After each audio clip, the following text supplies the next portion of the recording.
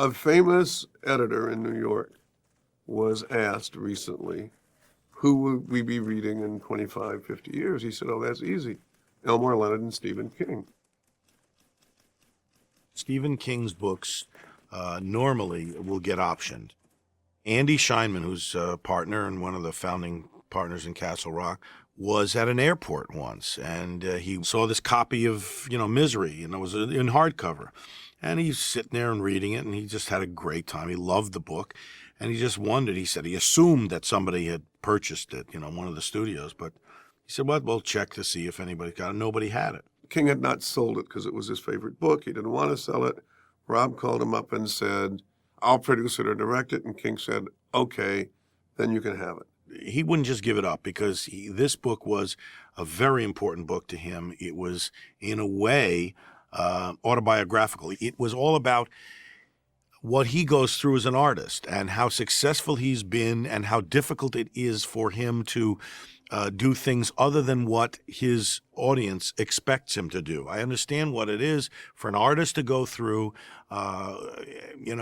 when the world expects a certain thing from you and you want to go in another direction. So I said, well, I can relate to this, and so I decided I would do it. When I read Misery, the script of Misery, I was excited because I felt we could do some interesting visual things, both in terms of moving the camera and also in terms of lens selection and lighting and makeup and how you change her character as the movie goes on. And that was really exciting. But before that even comes, the words. I read the whole book, fascinated with the book, but there was no Virginia.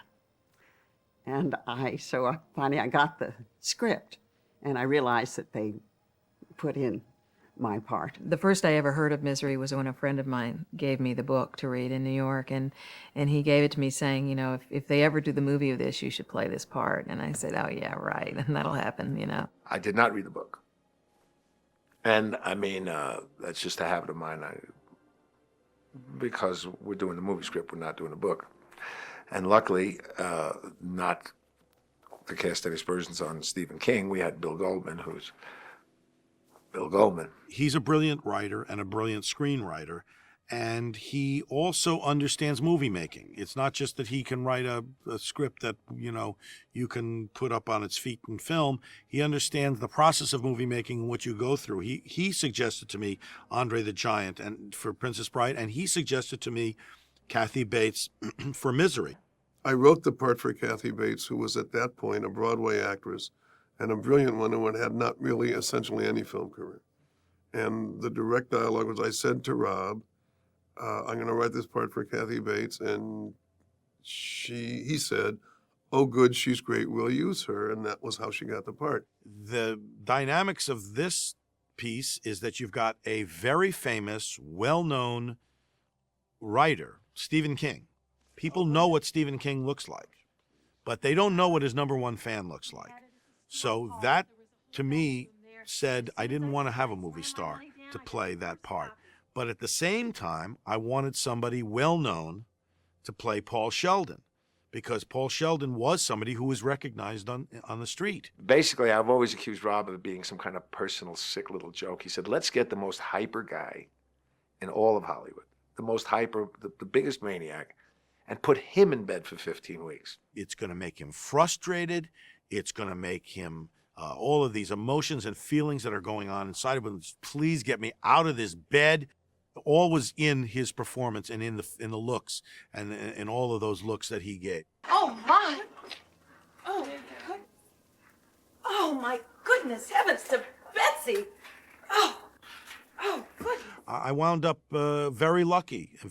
And, it's like any movie that works, and this one does, at the end of the day, you can't imagine anybody else playing the part. It was a tremendous honor to have Lauren Bacall in the movie because I got a call from her agent saying, would you consider Lauren Bacall for this part? I said, you kidding me? Consider her. I mean, God, she's a legend, Well, she adds a tremendous amount of credibility to all this in that she's totally believable as a businesswoman and an agent and a sophisticated New York agent. And, it does give you the sense that there is an outside world that is concerned about him and wants to find him. She has tremendous credibility to it. We needed to find a way to break out of the house and also have the outside world going through the process of looking for them, so that there would be this tension of whether or not they're going to find him before she kills him. Having that town there and having Richard and Frances there gives us a sense of reality, and knowing that it's sort of two sides of a coin. And on the one side, you think, okay, there is a sane world out there. There are people out there that are good. It gives you sort of a rail to hold on to. And on the other hand, you think, are they ever going to come? Are they ever going to find him? Well, first of all, Frances Sternhagen is one of the great character actresses of all time. I mean, she can play comedy and drama with equal ease. She is so intelligent, and her approach to things is so natural and so real. I think Virginia was pretty clearly written, really, and I just followed what was there. I know Rob had me doing very specific things in the office, which I guess were an indication of her efficiency and her cooperativeness with him, that she was useful to him, and the very fact that she went on these little jaunts, sleuthing jaunts with him, in spite of the fact that she thought maybe he was following a wild goose chase. But I think she enjoyed when he wanted her company. And there was something so charming about him that I found it very easy to play the kind of flirtatious, sometimes irritated wife. But I think under that irritation was a great attraction. He has this great quality in his character where he holds his cards close to the vest. He does it in the scene with the shop owner, where he doesn't kind of tell him what he's thinking when he finds out that she's bought a lot of typing paper. He does a similar thing with his wife, when he's looking for this card that he's written down this note, which is the quote that he remembers seeing in a newspaper article. And when he gets it, he says, "Oh, there it is." And she says, "Well, I'm glad you found it." He says, "What is it?" He said, "Oh, it's probably nothing." She says, "Well, I'm glad you found it then." So he never kind of reveals until, he's playing all his cards close to the vest so that he can put all the pieces together for himself before he knows that he can make his move. They're both such wonderful actors. I was so thrilled that I had an opportunity to work with Richard, and I miss him. He was such a grand old gent. He had an incredible life, and he has some incredibly indelible performances that are left for people to look at. I remember coming out to Los Angeles to shoot Misery, and I remember calling up Rob, and I was saying to him how I would love to get Kathy Bates in a room to shoot some tests to show him what different focal length lenses might be able to achieve additional levels of scariness, emotionality, whatever, for Rob. So for me, it was a matter of really steeping myself in the grammar of this particular genre. What was really interesting is when Rob saw the test and saw that a 21 millimeter lens, which is a very wide angle lens, very close to her face, does several things. Only slightly does it distort the face. What it really does is it brings the audience right there. Suddenly, the audience subconsciously senses that they are very close to this insane woman. The Barry Sonnenfeld made tremendous contributions to the visuals, obviously, of the movie. And one of the greatest shots he has, I think, is when we see Buster and his wife getting into the car by the side of the road. And they're getting into their car, and we see the camera moving in on them, and then it just kind of turns around and reveals Annie Wilkes passing them on the highway. So here's this guy who's looking for Paul Sheldon, and here's the woman who's harboring Paul Sheldon, and this one shot that takes from one to the other, and they don't even notice each other. And that was Barry's invention, and it's brilliant. It's really brilliant. And what was great about Rob was that he realized he was going to be forced to embrace the sort of traditions and genres of those movies. And one of those traditions is you need inserts and you need, those things that build suspense and, stretch and shorten time. That section of the film where Paul finally is able to get out of the bedroom, but he finds the bobby pin and is able to pick the lock, that section is the section I'm probably most proud of, because it is a classic movie section where you've got real tension building up to where is she going to get back before he either escapes or is able to get back to safety in the room. And it takes place over quite a period of time. And so you have to really build these things in a very delicate way. You can't, blow your wad too quickly, because you kind of have to make these little things move along. And there's two parts to it. One is whether or not he's actually going to get out and make contact with the outside world. And once he realizes he can't do that, is he going to get back to the safety of his room before she finds him? And this was one of the toughest sequences to do in terms of the cutting, in terms of the music. The music helps it tremendously because it kind of glues it all together. But I remember in cutting this sequence, particularly with her arriving back home and him getting back in the wheelchair and getting back to the bedroom, I remember we spent a lot of time cutting and recutting and redoing it just to get just the right balance of from her to him to her to, and then the cuts speed up and they're shorter and shorter as it gets closer. And then he finally puts his hand on his stomach to hide the pills. All that has to be done, orchestrated in a very careful way. And I'm very proud of it because I think it works. I think it really works well. Although there are sort of interesting lenses and nice lighting, it still is a movie that doesn't have any self-conscious camera moves. All the camera moves are motivated by emotion or by, something for the sort of the thrill of it or for the energy of it, but they're always motivated by something. The scene where Paul Sheldon is now tricked her into having this romantic dinner in order to slip the drugs into her wine. The idea was to be a very romantic dinner between two people that was not to have any kind of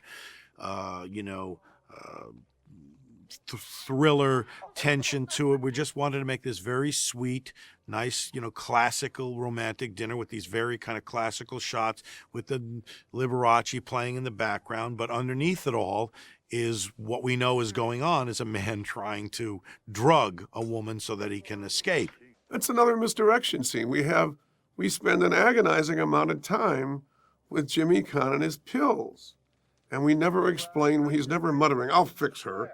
He's just doing it, and we don't know what it is. And finally, when they have the dinner scene, we know something's because he's doing this stuff with his pills. We know what's going to happen, and then he's going to poison her and knock her out and escape. And it's so great, and she spills it. And the look that Jimmy gets on his face at that moment, it's really like he died. There was a lot of comedy. I mean, if you took that scene by itself, it's a funny bit. I mean, this guy spends like 8 days undoing these little pills, putting it in a packet, hiding it, gets it in the wine, and then she spills it, and he goes, oh, "It's perfectly fine. That's perfectly all right." Stephen King has a great sense of humor. The character of Annie is a funny character, in spite of the fact that she's horrendous, but she's funny. Annie Wilkes funny and Annie Wilkes, horrible and crazy are really basically born out of the same thing. It's like comedy and drama. It's two sides of the same coin. I mean, she is somebody who is trying to sit on all of her insanity. She has this very sweet and cheerful and nutty side to her that is masking all this horror that's underneath, because I think ultimately she can't deal with the fact that she was an abused child. Obviously, her father abused her, probably sexually. That was the background that we had created, Kathy Bates and myself. And this was suppressed. It's all suppressed. Like everything's fine, everything's goody. You know, she's got the cross around her. She's a religious person. Everything's nice, but smoldering underneath is real sickness and real insanity. And it's because she's so sweet and funny and wacky that when the sickness does finally push through, it pushes through in a very violent way. I mean, she has these outbursts, and she has, I think, 3 or 4 of them. She has the one, almost my favorite one, is when he says, "Could you get me the paper?" And she said, "Well, this paper costs the most." And then she has that whole thing about, "What else do you want? Do you want?" And she's obviously nuts. The moments that I find most interesting are the one moment at the window when she talks about how she got divorced from her husband and she had time to kill, and she was working in the hospital, and how she first discovered misery. The wistfulness that she plays that. And then when she goes into this, when the cover comes off of her and she's very depressed, and she talks about how she's not a movie star type and that she's in love with him and that she knows that he would never love her back. And we see all of the underpinnings of the pain that this woman carries with her all the time.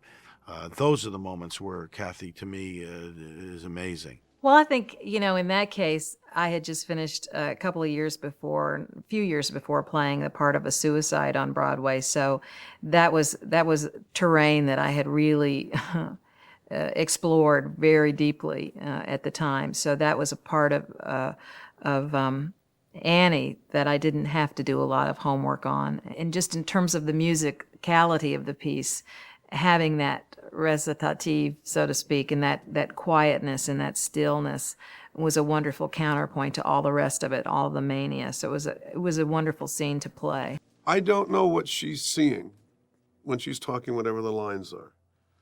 But she's gone into some part of her psyche that's really awful and dark and unpleasant. And you don't want to go there. You don't want to go there, and most people won't go there. You might not understand what's going on in Annie's mind exactly, but there was always a sense of logic that she is a definite control freak, and she wants to know where everything is in her universe. Everything has to be in its place. And so there are things that made sense to her so that she just wasn't generally crazy or off her head, that there was some kind of thought behind it. And I think that, again, was Rob's idea that really made the character plugged in and real. The hobbling scene was kind of horrible for all of us. For Rob, anything where an actor doesn't talk, it's like a huge special effect. So I remember he was sort of in a bad mood about having to do it, and it's again, just so not his aesthetic. But I believe that every single angle in that hobbling scene, from the high angles to the fact that we don't see the second hobbling, we cut to Jimmy's face, all those angles were totally Rob's. I remember, from the high angle to the sledgehammer to everything, it was something that Rob, I guess, needed to get through for whatever personal reasons. She's so anti-violent or anti-violence, she literally was crying. I mean, when she had to do all of that, the banging and the thing, that big fight thing at the end, she physically got sick. I never felt unsafe with Jimmy. I knew that he's such an athlete that he would be able to be where he was supposed to be at the time he was supposed to be there, and which is sort of the key of stunt work, is that you've got to do it the same every time, and so that you're not calculating speed or distance or force.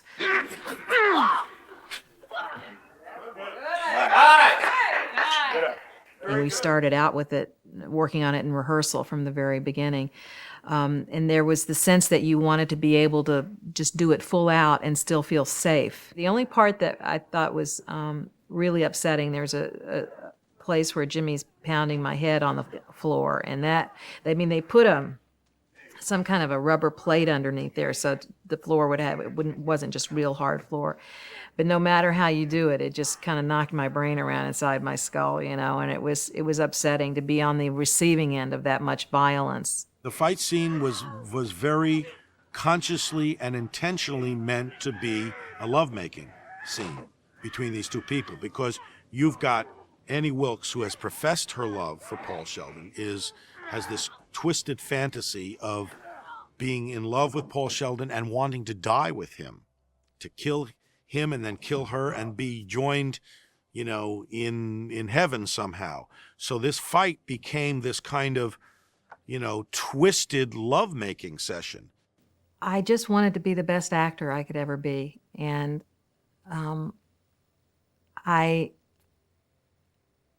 getting an Oscar wasn't the goal for me, but having one now, there's a sense of having achieved something that sometimes is a comfort, and other times it's a bit of a liability because you can't stop here. You have to keep working, and because that's what you do. It's amazing to me that people still, when they remember that I have been in things, very often they will say, "And what movies were you in?" And if I mention, oh, yes, oh, Misery, oh, that was wonderful.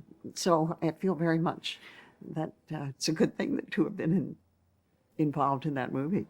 Thankfully, the picture was wonderful, but that's really not as important as the faith and the friendship. The most talented people I've ever worked with in my life are always the nicest, always. So this was a nice experience. It's really good. I mean, there's nothing in the movie. I could show the movie to my children and say, I'm proud of this. Very unusual. It was a first-class ticket to Hollywood. It really was. And I suppose in some way I've measured every other experience by that. And it had all of the elements of making a really big movie, but having all of the stuff that I was trained to do in school to be an actor was called upon and used in a really beautiful, creative way. So it was a real, it was a real rich experience for that juncture from stage to film. Kathy went from being a stage actress that very few people had ever heard of to winning the Golden Globe and the Academy Award. For Rob, I think it was when he ultimately became a sort of full-rounded filmmaker. He had to really personally stretch and embrace a way of filmmaking that really is not what he had done up until then. The fact that Misery was, the last time I was a cinematographer makes it a special thing for me. It was the type of movie that most people thought I wouldn't or couldn't make. And the fact that it worked and the fact that it was successful, it worked artistically and it made money and was successful in all of that. And the fact that Kathy Bates won an Oscar for it, I'm very proud of it. I'm very, very proud of it. My children haven't yet seen it, but someday they will, and they'll see that their dad was more twisted than they had imagined.